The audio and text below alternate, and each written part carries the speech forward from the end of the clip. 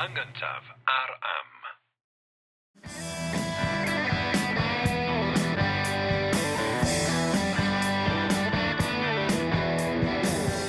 Helo, symau, sut ydych chi? Jerry Hunter dwi. A Richard Wyn Jones ydw i, a croeso i bodlediad yr hen iaith. Podlediad lle mae yna Americanwr o Cincinnati, Ohio, yn ceisio ddysgu rhywfaint ar Gymro o ben mynydd Ynys Môn ynglŷn â cyfoeth ei iaith y hyn. Da ni ar gael drwy'r holl ffrydiau podlediadau. Da ni ar gael ar YouTube, lle mae modd i'r dewr yn gwylio ni hefyd. A da ni ar gael yn gyntaf bob tro, Jerry Hunter. Ar am. Ar am. O, na lais awdurdodol iawn. Sut wyt ti? Dew, greit. Ia, so mae pethau am hen y groes. Fydd rai na chi sy'n gwylio yn gallu gweld bod ni mewn llefydd gwahanol heddiw, felly da ni'n y rhith fyd. Sut mae am hen y groes? Mae'n braf iawn am hen groes wrth i yna paratoi gwaith ar gyfer Bangor, de. Felly dyma dim rhwng dau begwn fyma. Y broblem ydy, mae Jerry mor blwyfol, hyd yn oed sa'n stido bwrw glaw ym hen y groes, os a Jerry'n dweud bod hi'n wych ym hen y groes. Felly, mae'n wych. Dwi'n siŵr os dwi'n degredu di. Mae'n wych, iawn. Beth bynnag, gathon ni sgwrs ddiddorol iawn y tro dwythau, a ges i'n nghyflwyno i fardd o'n i erioed wedi clywed gair amdani, a wedi mwynhau yn arw iawn, y marnad tyner iawn na yw mab druan, ac nes ti addo bod ni'n mynd i gael yn cyflwyno i fardd arall benywaidd sydd yn gyfan gwbl newydd i mi, sef Marged Dafydd. Felly, Jerry, pwy oedd Marged Dafydd? Wel, gafodd ei geni dro'r y ganrif, flwyddyn 1700, a i fyw yn fod yn hen iawn, i fod yn o leia 85 oed. Felly, mi fy'n fyw trwy gydol y rhan fwyaf o'r 19eg ganrif. O'r Coetgae-du ger Trawsfynydd yn reiddiol, de. Ac yn debyg iawn i Angharad James, mi oedd hi'n fardd ac hefyd yn un a oedd yn copio ac yn casglu ac yn creu llawysgrifau, de. Ac yn chwarae rhan yn y diwylliant llawysgrifol hwnnw, de. Fel nes i awgrymu, dwi'n meddwl tro dwytha, mond oherwydd gwaith Marged Dafydd yn copio llawysgrifau a mae'r rhan fwyaf o gerddi Angharad James wedi goroesi, de. Felly mae'n gymeriad pwysig iawn. O'n i'n meddwl, Jerry, o'n i'n meddwl gofyn i ti ynglyn â hynny, achos ydy o'n arwydd o cael na llawysgrif gan ferch sydd wedi rhoi ar gof a chadw gwaith bardd benywaidd arall. Oes na rhywbeth yn fyna, ti'n bod? Oes, bendant da. Mae sawl ysgolheigiaidd di tynnu sylw ar hyn. Mae'n amlwg bod Marged Dafydd ddim yn ati'n fwriadol i gopio cerddi gan ferched eraill. Enghraifft, mae rhai o gerddi Gwerfyl Mechain mond yn goroesi yn llawysgrifau Marged Dafydd. Wannol, reit. Felly mae ambell ysgolhaig ddim yn mor bell o grymu bod Marged Dafydd wedi mynd ati'n fwriadol i greu rhyw canon o farddoniaeth Gymraeg gan ferched unwaith. Mae hynna'n andros o gyffroes, os ti'n meddwl am ddatblygiad y syniad am hawliau merched ag ati, mae'n gwneud hynny... tu allan i Trawsfynydd yn rhywle. Mae hwnna'n drawiadol iawn, dydi?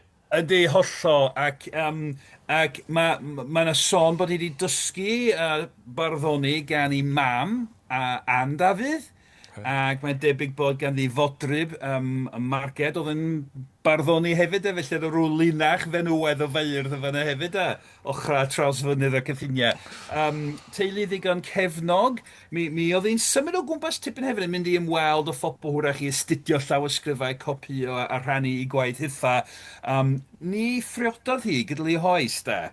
Ac sy'n ddiddorol iawn, o deulu ddigon cefnog, wedi gallu cynnal ei hun. Cath pyn i ferch yn y cyfnod wrth gwrs.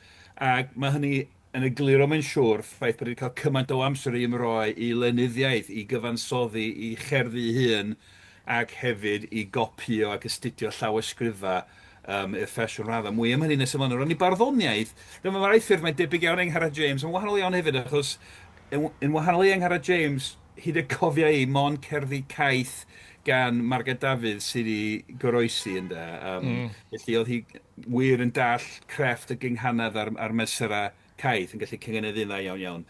Ond mae'n ddiddorol bod hi wedi aros o ddibriod, de. Mae Dydy. hynny'n rhyw fath o rhaeg flynydd i Cranogwen, Sarah Jane Rhys Ie. o'r ran hynna. Merch yn mynnu byw yn annibynnol i ymroi i'r pethau roedd hi eisiau ymroi iddyn nhw yn lle y gorau cynnal tŷ a theulu, ynddo.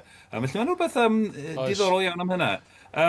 Wan ta, o ran, wel, o'n i'n sôn tro dwythoedd drafod Angharad James, y ffaith bod i llawysgrif fawr hi llyfr coch Angharad James wedi diflannu ynddo, rhyw ganrif a chwarter yn ôl, mae'n siŵr.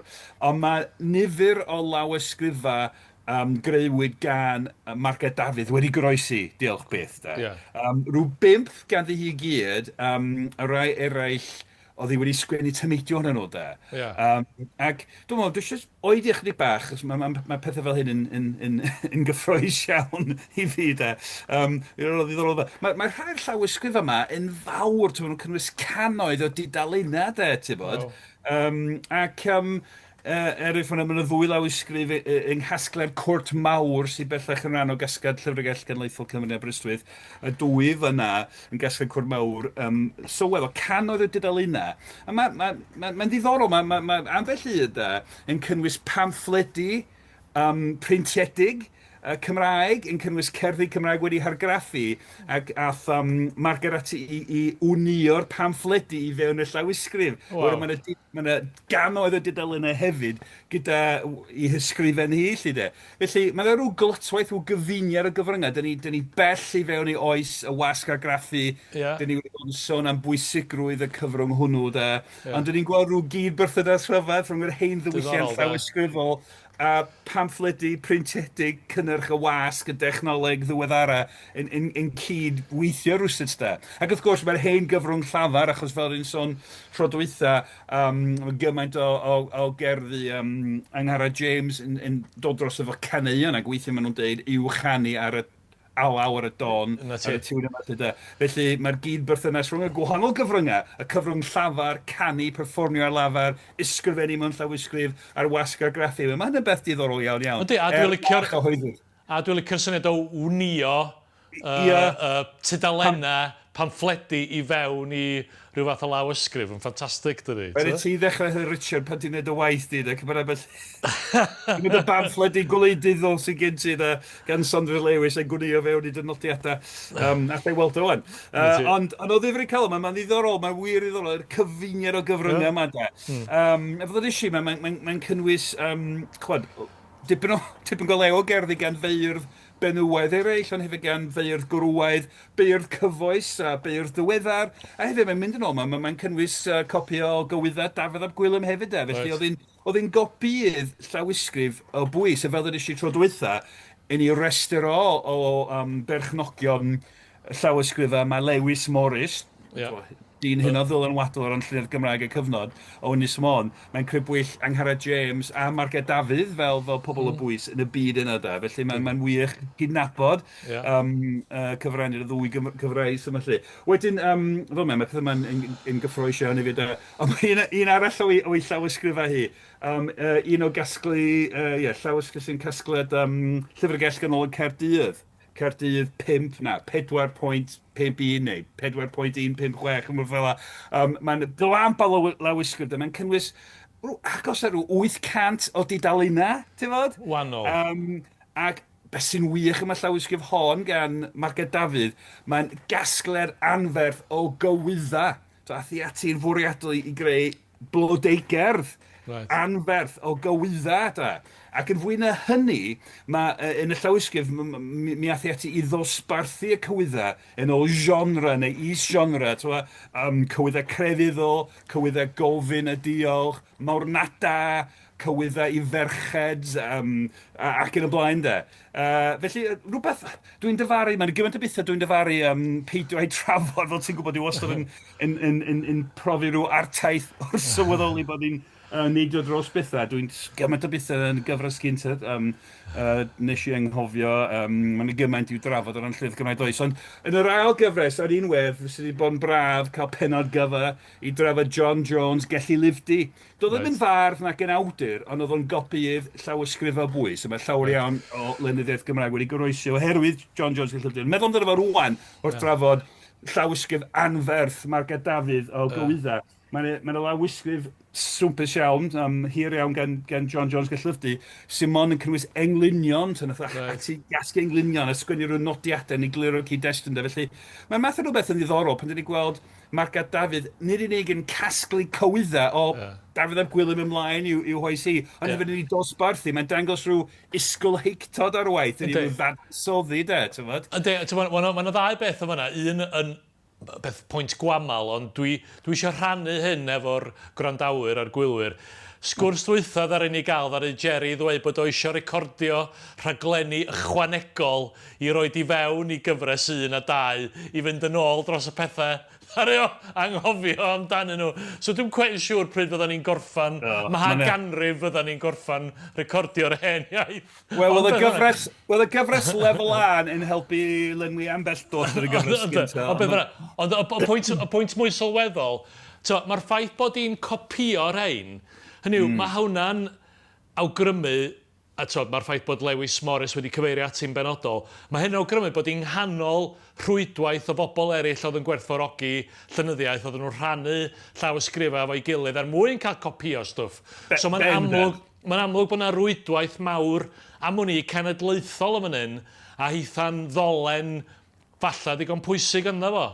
Y bendant, gan gynnwys Angharad James hefyd, rhai bod y ddwy'n gohebu, ac mi oedd Lewis Morris yn teithio dipyn hefyd, ac Marged Dafydd Hyth yn teithio da i gael ista lawr a studio copio llawysgrifau pobl yn union. Dy'r pan dwi'n hoffi sôn am ddiwylliant llawysgrifol, da, ac bod ni bell i fewn i gyfnod y wasg a graffu, mae'r ddiwylliant llawysgrifol Cymraeg yn parhau. Nid mynaich, mae mynachdau fel yn yr oesau canol sydd yn pobl fel y bobl hyn. A heddiw dwi'n siŵr fysa Marged Dafydd wedi cael PhD a mi fysa hi'n ddarlithydd mewn prifysgol neu rwyd felly, yn amlwg bod hi wir yn mwynhau astudio llenyddiaeth Gymraeg yn ogystal â'i chreu ei hun. Ond, lle bod o'n hen bryd ni ddechrau sôn am ei barddoniaeth ei hun. Fi gyda ddorol sôn am ei llawysgrifau gwaith fel ysgolhaig. Ond felly, mae'n anodd dewis, ond dwi'n dechrau fe cwbl o englunion. Dechrau fe englyn y dyfyniad cynta ar dy daflen. Englyn i grwth, de. Dwi'n hoffi hwn, achos wrth gwrs mae crwth yn hen o fferin, pan dwi'n sôn am gerdd dant Gymreig. Mae pobl yn meddwl mae delyn o'r talwm. Mi oedd cerdd dant yn golygu telyn a neu grwth hefyd, de. Hen o fferin, wrth gwrs, fi farw, ond mae wedi cael ei agofodi yn ddiweddar gan gerddorion fel Cas Meirig ac ati. Hollol. Mae'n englyn bach hyfryd, dwi'n feddwl. Mae'n canol yn debyg crythor penodol o'r enw Rolant. Englyn i grwth. A'r lais gwyn dyfais gan dant.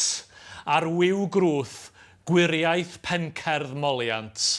Gafailgrwth, chwymwth ei chwant. Cry a thrylyth, crwth rolant. Cryf a thrylyth, crwth rolant. Da iawn. Y wych, da. A'r hen berthynas cerdd dant, cerdd dafod yn mewn ffordd. Cynnyrch cerdd dafod yn canol cerdd dant y fyma. A hefyd mae'r gwaith, mae'r gair pen cerdd yna, gwiriaeth pen cerdd molian. Wel, mae hen air, dydy, mynd yn ôl i'r hen gyfundrefn farddol yn yr oesau canol. Rhywbeth gwych, mae parhad traddodiad a chyd berthynas cerddoriaeth a barddoniaeth. Fel gwelson ni yn achos Angharad James, wrth gwrs. A wedyn mae'r englyn nesaf yn wahanol iawn, cofiwch angau. Dyna thema ryngwladol, y memento mori yn Lladin, rhyw arwydd sy'n peri ni gofio bod pawb mynd i farw yn da. Ac mae'n enwedig yn Ewrop yn yr oesau canol o'r cyfnod modern cynnar. Mae'n gymaint o gelf. Llenyddiaeth, fel y gerdd hon, yr englyn hwn. Ond hefyd, am lluniau, darluniau, mae'n lwyth o luniau o oes dadenu a wedyn o themau fel y forwyn am marwolaeth. A da chi'n gweld rhyw ferch brydferth yn sbio mewn drych, a mae yna sgerbwyd hyll yn sbio nôl yn agoffi bod pawb mynd i farw. Felly, englyn ar y thema oesol honno. Cofiwch angau. Meirwon fy'r dewrion dyna, eiriau gwir, ymroi gyd i'r angau. Diwedd pob dyn sy'n nesau, meirw nawn, ymrown ninau. Yn hollol, ie. Diwedd pob dyn sy'n nesau, meirw nawn, ymrown ninau. Ia, meirwan ddi'r diwrion, dyna'r eiriau gwir. Pobl fatha chi sy'n astudio Ie. gwleidyddion enwog presennol a'r gorffennol o de, maen nhw'n gyd mynd i farw fel dyn ni hefyd. Felly mae'n bethau dyfrifol iawn, dwys iawn gen ddi hefyd. O ran barddoniaeth grefyddol de, mae'r gerdd nesaf am gerdd fer gyda dau englyn a sy'n trafod y deg gorchymyn, a mewn ffordd wahanol, dwi'n meddwl. Ac dwi'n meddwl, mae cerddi crefyddol o'r cyfnod, wel, unrhyw gyfnod am hwnni, maen nhw'n gallu, mae'n gallu swnio'r un fath, yn ywedig i baganiad aflan fath yn ynda, ynddo? Ti'n gweld? Ie. Ond dwi'n meddwl bod o'r ddau englyn yma i'r deg gorchymyn gan Marged Dafydd, mae'n rhywbeth breiddiol iawn a chofiadwy iawn am y gerdd hon, dwi'n meddwl. Gwyn ei fyd ryw bryd garbron, y gwir dduw a gerddo ffordd union, a gochel fel ffôl a'i ffon, camwedd a llwybrau ceimion. Ni wir gwyrddyn mor cerdded, o'i flaen aflonydd yw'r dynged, a fod i fai na feied ar y lleill a'i beiau lled. Ti'n gorau egluro, rhaid chdi egluro chydig bach o hwn i fi, Jerry. Di hwn ddim yn hollol amlwg i fi rwan. A ni trwyddo. Reit. Ie. Gwyn ei fyd ryw bryd ger bron, y gwir dduw, ger bron di hwnna de. Gwyn ei fyd ryw bryd ger bron, y gwir dduw a gerddo ffordd union. A gochel fel ffôl a'i ffon, camwedd a llwybrau ceimion. Ie. So, gwyn i fyd y sawl sydd ger bron y gwir dduw. Gwir dduw. A gerddo, a fo'n digwydd cerdded ffordd union sy'n gallu cerdded ffordd syth oedd yna. A gochal, ffôl gyda'i ffôn, fel rhyw ddyn ffôl sy'n cael ei arwain gyda'n gyda'i ffôn, ond mae'n gochal camwedd y llwybrau ceimion. O, a llwybr cam di hwnna, ia? Llwybrau ceimion, cam. Mae gan lawer o ansoddeiriau Cymraeg ffurfiau lluosog, felly llwybr cam ond llwybrau ceimion. Dyna fi mor driennus o'n wybodaeth. Mae hwnna'n neud synwyr perffaith. A wych, dydi? Niw, hyfryd iawn. Ni wir gwyrddyn mor gerdded o'i flaen aflonydd yw'r dynged, a fod i fai na faied ar y lleill a'i beiau lled. Ie, a mae hwnna wych fel, a fod i fai na feied ar y lleill a'i beiau lled. Felly, chod, na ddod roi bai achos mae pawb ar fai mewn ffordd. Na wel frychiau yn llygad y frawd, ond i weld y traws yn dylygad y hun. O lyfr y Fengol Matthew yn y Testament Newydd, os fi'n cofio'n iawn yn felly. Union, a'r lleill a'i beiau lled. Ac, wrth gwrs, yn yr englyn cynta, mae'n gyfansoddau'r gwyrddiw, un gair, gwyrddiw, ac yn yr ail englyn, gwyrddi'n. Felly, mae'r dyn sy'n ddigon ffodus i gael y gwyrddiw yn ei dywys ar hyd y llwybrau troellog, y llwybrau ceimion yn ffodus iawn, ond mae'r gwyrddi'n dyn go iawn, heb ddiw, wrth gwrs, llawn beiau de. So mae'n rhyw wrthgyferbyniad de. Dwi'n meddwl rhywbeth anusgwyl iawn rwsyd, a rhyw gymlethdod yn dod o dan o reidar fel petai yn y gerdd yma de, achos mae'n gerdd sy'n sôn am y deg gorchymyn i fod, ond erbyn y diwedd mae'n dweud, wel, mae'n amhosib i ni gyd dilyn y deg gorchymyn bob tro, bob sydd, felly rhywbeth sydd yn eitha, nid synicaidd, ond eto... Dwi'n gwybod. Na, sophistigedig wrthyn ni'n dweud, Jerry. Realistic. Mae'n ymatal rhag moesoli, dydi? Yndi. Mae'r cyflwr dynol yn cael ei weld yn gyflawn yn fan hyn, yn trach na rhyw ffug foesoli. Ti'n iawn. Dyna dwi'n meddwl, ia? Ie, ti'n iawn, Richard. Ti'n llygad y le, mae'n disgrifio'r cyflwr dynol yn hytrach yna ffregethu mewn ffordd i ddengelaid ynddo. Mae'n ddeniadol iawn yn dydy. Dwi'n gallu gweld pam ti'n licio hein. Mae'n ddeniadol iawn. Mi oedd hi'n Gristion, ond mi oedd hi'n realydd go iawn hefyd. Ynddi, a mae'n ysgoi ystrydeba o leia am yr hil ddynol sydd yn dda iawn. Na, da iawn, gwych, licio hwnna. A wedyn, mae'n amrwyaeth o gerddi, na i jyst disgrifio cwbl ohonyn nhw, achos dos yma amser ni gynnau cil yn fanol ar bob un, ond mae'n un yn anach i Modryb, Margaret Rowland oedd yn fardd hefyd, felly yr chwydwaith o fenywod, Llengarin a diddorol iawn. Mae yna un yn ystyried I hoedran yn y flwyddyn 1760 pan gafodd ei themblwydd yn 30 oed, ynda? Ie. Ac yn dechrau sôn, mae poeden y corff yn dechrau, dyn ni'n dau, hein dynion yn gallu.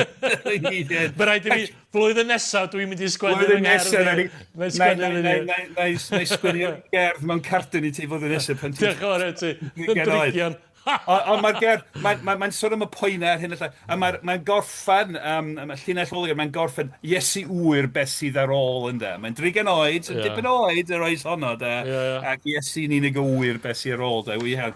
A mi gafodd I chwarter canrif arall. 15 mlynedd o leia ar ôl hynny fwy. O ia. A wedyn mae'n y gyfres arall o englynion sgwennodd hi yn ôl y teitl yn y llawysgrif ar ddydd Nadolig yn y flwyddyn 1776 sy'n cwyno am y dolwr yn ei glyn a mae'n defnyddio thema gyfarwydd so mae'n tred Iesu fel y meddyg da ond felly oedd hi'n 76 y ddydd Nadolig argan Dwi'n newydd feddwl am rhywbeth. Dwi'n neud nodyn ar draws bob dim. Rhowch eiliad I fi. Ti wedi sylwi arwydd y cad 1776, wyt? Wel, dechrau rhyfel annibyniaeth yr un o ddwyth. Yn hollol. A dwi'n neud nodyn am hynna, achos... Anyway, na ddonol o hynna. Cofio mor i sgwennu nodyn am hynna. Reit, be bynnag. Yn ôl at y waith y Marged Dafydd. Beth arall. Mae werth crybwyll math gwahanol o gerddi ganddi da. Rhywbeth sy'n dangos y rhan oedd hynny chwarae yn dywylliant barddol y cyfnod. Dyn ni wedi sôn am ei rhan yn y dywylliant llawysgrifol, yn o ran dywylliant barddol byw. Oedd hi'n rhyw fath o athro neu athrawes barddol hefyd mewn ffordd. Mi oedd hi'n gohebu y bardd gwrwaidd o'r enw Michael Pritchard o Lanllyfni. Dwi wastad yn falch I gael trafod pobl oedd y ffenanlla o Lanllyfni. Ond mi ath o'i weithio yn Ynys Môn, yn Llanfechell, fel garddwr i'r uchelwr William Buckley. O, reit. Nath ni ddyfynu William Buckley o'i ddyddiadwr Saesneg yn cwyno am yr antelwt. Do. A ffaith bod I wisio ni gyd I meddwi adeg pan ddath yr antelwt I ddre. Ond felly Michael Pritchard yn gweithio yn Môn fel garddwr William Buckley. A mae'n dangos, mi oedd nhw'n gohebu ei gilydd ac oedd hi'n ei addysgu fo ar ran y cyngeneddion y mesurau-caeth. Mae'n gyfresu o englynion ar ffurf ymddiddan rhwng y ddau, ynda. A mae'n rhyw addysg farddol, da. Mae'n wych iawn. Ac mae'n amlwg bod gan Michael Pritchard barch, mae'n amlwg fod nhw'n parchu Marged Dafydd yn fawr iawn. Felly mae hynny'n beth difyr iawn, a bod hi yn fenyw, yn addysgu dyn yn y cyfnod hwnnw. A'r hein duedd I feddwl y bardd Cymraeg fel dyn, wrth gwrs, ac yn yr oesau canol, mae'n dyn oedd yn cael bod yn fardd proffesiynol. Felly mae hein yn ddiddorol iawn, ond mae amser yn mynd, a mae'n beth eraill eisiau drafod. Beth am y gerdd nesaf yma, da? Dwi eisiau cerdd tri o englynion sy'n yma, unwaith eto englynion, unol union, ac mae'n gerdd ddiddorol. Dwi eisiau I darllen efo chdi a meddwl amdani, da.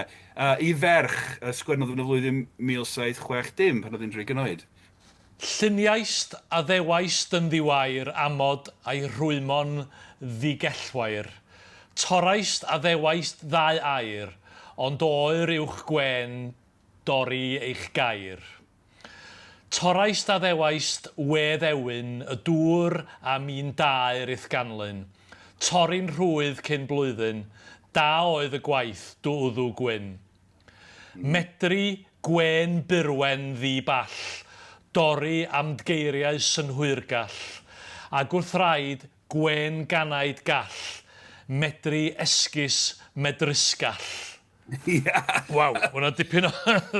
dipyn o long keg o hwnna. Reit, beth sy'n mynd ymlaen am hynny? Ond dwi'n meddwl, mae hi'n defnyddio'r gynghanedd yna I greu llinella sy'n swnio'n flin, dwi'n meddwl, de. Ac I fi, gymaint o gwyn am y ffaith bod y ferch arall yma, pwy bynnag oedd hi, wedi torri I gair. Yn hollol. Lluniaist a ddewaist yn ddiwer amod, felly lluniaist amod a ddewaist I, de, a'i rwymo yn ddigellwair. Nes di addo I fi mewn ffordd ddigellwair o ddifri, de. Mi nes di addo rhywbeth I fi, a wedyn toraist, de, ond oer, onid oer uwch gwen dorri eich gair, de. Felly... Mae yna rwy'n di gwneud cam amlwg o fan hyn yn does? Hollol, mae merch arall wedi gwneud cam, wedi torri gair, de. A wedyn eto, dechrau'r englyn nesaf, torraist eto. Torraist y ddewaist, wedd, ewyn y dŵr. Fel ewyn y dŵr yn yn fregus dydi, ti'n weld o mae'n hardd, a wedyn mae'r tona'n torri, mae ewyn yn dyflannu rwysyd, mae'n dros dron unig, de. A mi yn dair eith ganlyn yn de, mae'n bersonol iawn. A mi yn dair eith ganlyn, o'n i'n dair yn dy ganlyn di, yn dy gredu di, de, ti'n bod? A wedi torri yn rhwydd cyn blwyddyn, da oedd y gwaith, dy wddw gwyn, fatha, dwi'n meddwl bod i'n dychmygu, mae eisiau torri gwddw hi, eisiau... Oce, o'n i ddim wedi gweld hynny, ond oce. Dymuno hynna, achos dy'r ferf torri, berfenw di o, heb i rhedeg, torraist wedyn, lluniaist, y ddewaist, torraist, ond wedyn berf heb i'r rhedeg, berfenw, torri yn rhwydd cyn blwyddyn, felly dymuno torri cyn dod y flwyddyn, dy wddw di, de, mewn ffordd, dwi'n meddwl. Wedyn, medru, wedyn Gwen Dirwen wedi bach, medru dorri am dy eiriau synwyrgell, felly torri eto, de. Ac wrth rhaid Gwen gan ei gall, medru esgus, medru sgall, felly wyt ti hefyd, mae'r ferf hon wedi rhedeg, medru di, hynny yw, mi wyt ti'n medru di, ti'n gallu llunio esgus da hefyd. Ti wedi torri dair, a rwan, dwi eisiau dy ladd di, ond ti'n gallu, chwod, ti'n ddau an... Mae'n gerdd flin iawn, dydi? Yndi. Ac i fi, ac hefyd, mae'n bersonol iawn, mi nesti addo hyn i fi, o'n i'n dy ganlyn di, o'n i'n dy gredu di, a rwan dwi eisiau dy ladd di bron, dwi'n gwybod, i fi mae bron yn swnio fel cariad sydd wedi siomi, dydy? Wel, mae'n swnio fel rwy'n sydd wedi... Tasa fo ddim yn deud i ferch fel teitl, fyswn i wedi deud bod hwn i ddyn sydd wedi harwain i gredu bod nhw'n mynd i brodi a bod na rhywbeth di gaddo a wedyn wedi twyllo mewn rhyw ffordd. Mae'n swnio felly. Ydy, a dwi'n... Mond yn ddiweddar, dwi'n wir wedi oed ynghylch y gerdd hon a meddwl am hyn, am y darlleniad yma, dyn ni'n rhyw led awgrymu efo'n gilydd wan. So dwi'n meddwl, mae'n ffasiynol iawn i bobl darllen gwaith y gorffennol a awtio yn cyhoeddi bod rhyw lenor neu fardd marw yn hoiw ar sail darlleniad o un testyn neu un rhan o destyn. A iawn, mae'n lot o ffws yn cael ei weithiau. Iawn, rhydd i bawb i farn, ond... mae'n cael ei wneud weithiau i werthu llyfrau, dwi'n meddwl hefyd, y math yno beth. Ond felly, dwi'n gwybod os dwi eisiau rhythro i mewn y math yno ddarllediad. Ond eto, mae'n bwysig i drafod, ac os oes na destyn sy'n awgrymu rhywbeth felly, mae'n werth i wneud, ydy. Felly, eisiau bod yn ofalus, wedig o ran darllen cerddi unrhywun fel cofnod ffeithiol o rhywbeth hollol. O unrhyw fath o gerddi, de. Ond eto mae wir yn swnio fel sy'n flin, dydi, ac i ferch yn da, felly... Wel, y rai, torraist a ddewaist wedd ewyn y dŵr, a mi yn dair eith ganlyn. Mae canlyn o leia i fi'n, mae'n ystyr garwriaethol amlwg o fyna. Hollol, rhywbeth amdano fo. Diddorol. A dwi'n cofio bod Marged Dafydd wedi aros yn ddibriod gyda li hoes hefyd. Dwi'n gwybod, sy'n licio meddwl bod hi'n dewis gwneud be bynnag achos oedd eisiau dilyn ni gyrfa fel ysgolhaig a fel bardd, ond eto, dwi'n gwybod, mae'n ddiddorol dydi, be bynnag. A mae'n gerdd drawiadol, mae'n gerdd, mae'n rhai oed i ni chylch a cynnoi cil ychydig bach ac eisiau gweithio allan beth sy'n digwydd. Mae'n flin iawn a dyn ni'n gwybod yn union beth yw'r cefndir back then. A cyn i ni gloi, pam ti wedi sgwennu 1776 i lawr yn ystod yr... reit, oce. Be di arwydd y cad hynny? Wel, oce, na ni, diolch. Reit. Mae Jerry chwilio am unodiadau, na ti. Dwi'n gwybod bod cloc Zoom yn rhedeg a mae'r amser mynd i ddod i ben, ond na ni gloi, na ni orffen drafod Marged Dafydd yn gyntaf, jyst gobeithio. Reit. Dwi'n fod ti'n cytuno bod hi'n fardd hynod diddorol iawn. amrwywaith o gerddi, a hefyd, wrth gwrs, mae'r gwaith, holl waith nath i o ran copio llawysgrifau, o ran astudio a helpu gosod sylfaeni fel oedd Lewis Morris yn neud yn gyfoes yr yddi, lle. O ran y ffordd ni'n astudio llenyddiaeth Gymraeg heddiw, felly cymeriad pwysig a hynod ddiddorol, da. Wan ta, nes i'n cofio pryd ni'n trafod y gyfres yno o englunion, a sgwennodd hi pan oedd hi'n 76 oed ar ddydd yn Nadolig yn y flwyddyn 1776 yn cwyno am y poenau i ni glin ac yn y blaen. Si gofio rhai penodau nôl, ond yn y gyfres hon, ys i ddweud bod oedden ni'n trafod y falad, dwi'n meddwl. A ys i ddweud, mae yna un gerdd dwi eisiau trafod efo chdi ac rhaid ni'n neud. Ac fel cymaint o bethau iawn, pethau gwych dwi eisiau trafod, mae amser yn mynd, dwi'n anghofio, neu dos o ddim digon o amser mewn Pennod. Felly newydd gofio. Mae hynny fi, mae'r cloc yn ticio, dwi'n sbio trwy fod yn. Mae e'n rhywle. Paid a phoen. Na, ti'n bod be, Jerry? Dwi'n meddwl dylen ni ddod nôl at hyn. Na, dwi'n ffindio fo. O, ti wedi ffindio fo, reit, oce. Oce, felly, a dwi'n gwybod, mae'n ffitio i rhyw radda i'r un cyfnod, yr un flwyddyn yn fras, a hefyd mae'n gerdd gan fardd benywaidd, de. Reit, oce.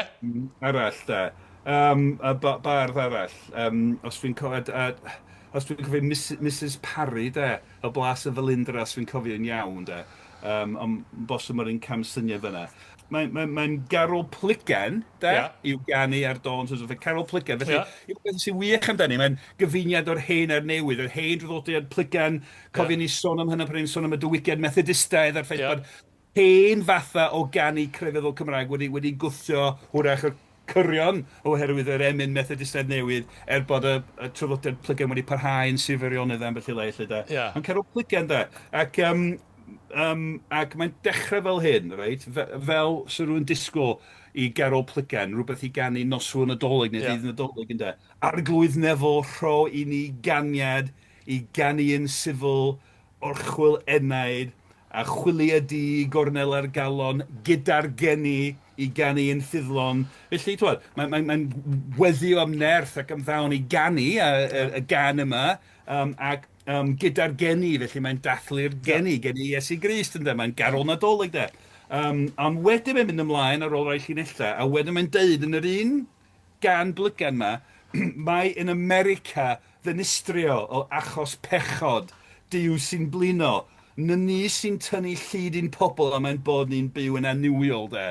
A mae'n mynd ymlaen, a mae'n sôn am rhyfelwr enwog o'r Hen Testament, Joshua Rymus, rhyfelwr hwylus, de. A mae'n deud pethau fel, mae'n sôn am rhyfel annibyniaeth America, de. Ddechreuodd yn y flwyddyn 1776, a mae'n deud, mae'n dost i fama, fagu llancia, i'w rhoddi'r cledda i ddiodde'n ddwys ac yn y blaen. Ac wrth gwrs, bydd y pobl yng Nghymru'n gwybod yn aml, oedd y Gymru yn ymladd ar ddwy ochr o'r rhyfel yna. Nifer o Gymru wedi ymfudo i America ac wedi ymsefydlu yna ac yn ymladd ar ochr y gwrthryfelwr Americanaidd, a wedyn mi yna lawer o Gymru yn y fyddin Brydeinig. Dwi'n meddwl pan oedd ti'n ymweld y fi flynyddoedd yn ôl yn Massachusetts, oedd ni weld bedd 4 o Welsh Fusiliers gyda'i lladd dechrau'r rhyfel yna. Felly mae'n gyfuniad wych o'r hen draddodiad Carol Pligan, ond eto mi achubodd y bardd benywaidd hwnnw gyfle i sôn am faterion cyfoes, sef y rhyfel draw dros y môr America, de. Ac ni eisiau drafod hyn y fynol, ond o le dwi'n wasgu fe fewn. Diolch i gerdd Marged Dafydd. Ffantastig. Yn ystod am y flwyddyn 1776. Gwych, Jerry. Wel, da ni di mynd o Marged Dafydd yng nghefn gwlad Meirionydd yn casglu ac yn copio llawysgrifau i George Washington yn meiddio gwrthryfela yn erbyn cyngor Brenin Lloegr, rhag i gwylydd o'n de. Gwych iawn, wedi mwynhau hynna, wir wedi gwerthorogi crefft Marged Dafydd. Stwff hyfryd iawn, wir yn teimlo bod fi wedi cael profiad hyfryd iawn yn cael yng nghyflwyno i Marged Dafydd. Felly, diolch i ti, Jerry. Diolch i Richard Martin, sydd yn recordio y pethau yma, a sydd wedi rhyddhau pan mae hwn yn dod allan 77 o benodau o'r brif gyfres, a dyw a wyr faint o'r pethau ar yr ochr. Cofiwch bod ni'n dibynnu arna chi roi gwybod i bobl am fodolaeth y pod. Da chi'n gallu dweud wrth bobl bod o ar gael ar yr holl ffrydiau podlediadau. Da ni ar gael ar YouTube, lle mae modd yn gwylio ni hefyd, da ni'n gael yn gyntaf am. Mae Jerry yn darparu talfyriad Saesneg o'r penodau yma. Dwi'n gwybod sut ti'n mynd i wasgu George Washington i mewn ar y diwedd. Beth bynnag, mae Jerry'n darparu fersiwn Saesneg o hyn i nation.cymru sy'n werth chweil. Da ni chwilio am noddwr o unrhyw un o'r stands. Ges i'n nghondemnio am dweud Kazakhstan tro dwytha. Os da chi'n bilionydd o Uzbekistan, da ni'n croesawu'ch arian chi hefyd i dalu am gyhoeddiad Cymraeg. A gyda yna, Jerry. Hwyl am y tro. Hwyl, man.